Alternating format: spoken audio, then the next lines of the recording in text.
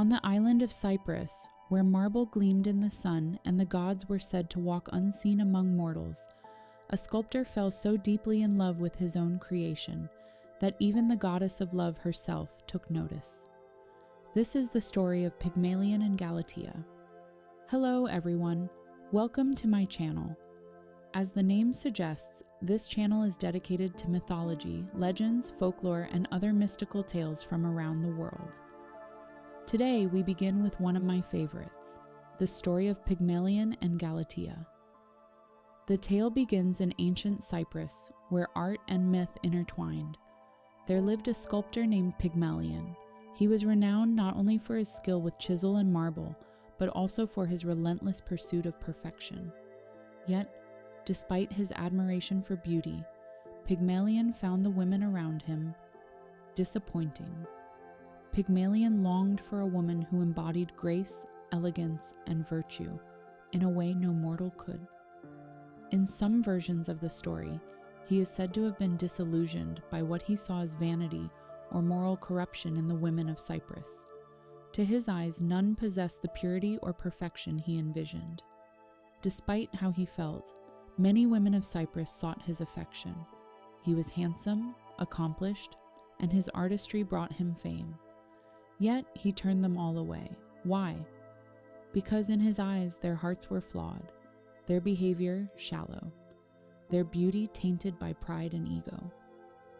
Pygmalion longed for a woman who embodied not just physical beauty, but grace, elegance, and virtue, qualities he believed no mortal could truly possess. Frustrated by this imperfection in the real world, Pygmalion turned to the one place where perfection was possible, his art. If no woman alive could meet his vision, then he would carve her himself.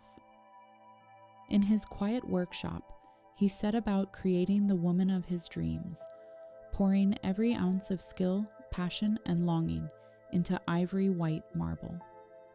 Day after day, he chipped and carved, shaping marble with painstaking care.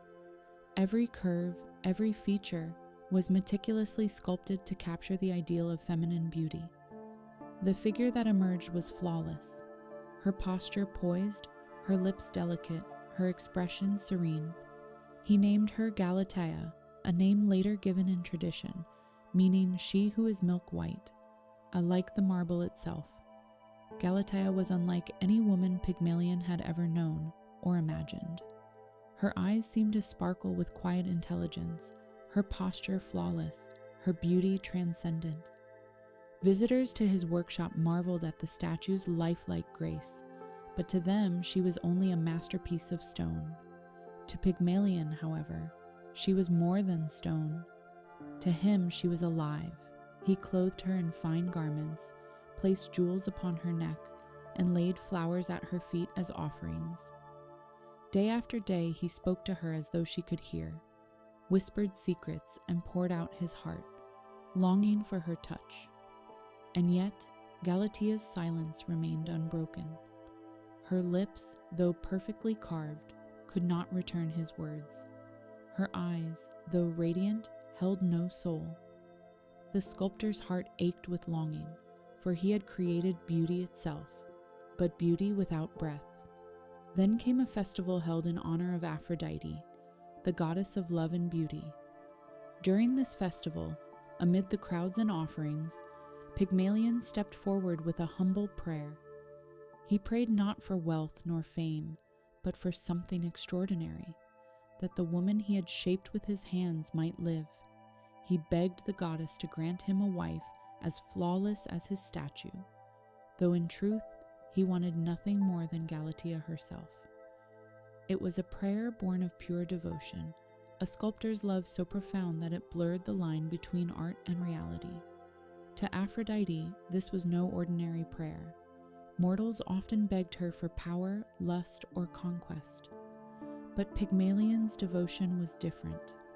His plea was born of reverence, not arrogance, of longing, not possession. He sought a love so pure it could rival the divine itself. And how could the goddess of love not answer such a prayer? That night, when Pygmalion returned to his workshop, the air felt different, charged with something divine. He approached Galatea, as he had countless times before, and gently touched her hand. But this time, the marble was no longer cold. Beneath his fingers, the stone softened, warming into living flesh. Her skin flushed with color, her chest rose with breath. Pygmalion staggered back in awe as Galatea began to awaken. And as she opened her eyes for the first time, she did not look upon a stranger. She looked upon the man whose voice she had heard in every whispered word, whose hands had clothed her in silks and adorned her with flowers, whose devotion had shaped her very being. And though she had been stone only moments before, Galatea's first feeling was not fear, it was recognition, for the love that had brought her into existence now lived within her as well. Some say this was Aphrodite's final gift, that Galatea's heart awoke already attuned to Pygmalion's, so their bond was immediate, unbreakable, and so, rather than recoil, Galatea reached for him. Her first feeling was not fear, but love.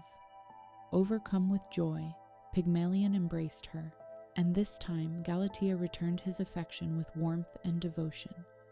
Unlike so many Greek myths that end in tragedy, theirs was a union of joy. Blessed by Aphrodite herself, Pygmalion and Galatea married, and from their love came a son, Paphos, who would go on to found the city that bore his name. That city became one of the greatest centers of Aphrodite's worship, an eternal reminder of the goddess's blessing. Their union became a symbol not just of divine favor, but of the power of art, imagination, and longing. For what Pygmalion had carved from cold marble, Aphrodite had awakened with life. The tale of Pygmalion and Galatea is more than just a story of love. It is a meditation on the boundary between reality and imagination, between creation and creator. The myth reminds us of humanity's endless pursuit of perfection, the longing to capture beauty, and the mysterious ways in which desire and devotion can shape the world around us. From ancient Cyprus to modern retellings in plays, books, films, and even video games, the story endures. And perhaps that is the true magic of Pygmalion's tale, that art, when born of passion, can touch the divine, and sometimes, just sometimes, the divine answers back. And that is the story of Pygmalion and Galatea. Thank you for watching. I hope you found this tale as fascinating as I do. It's rare in Greek mythology to find a story with such a happy ending, and that's what makes it one of my favorites. I'll be making many more videos on myths, legends, and folklore from around the world.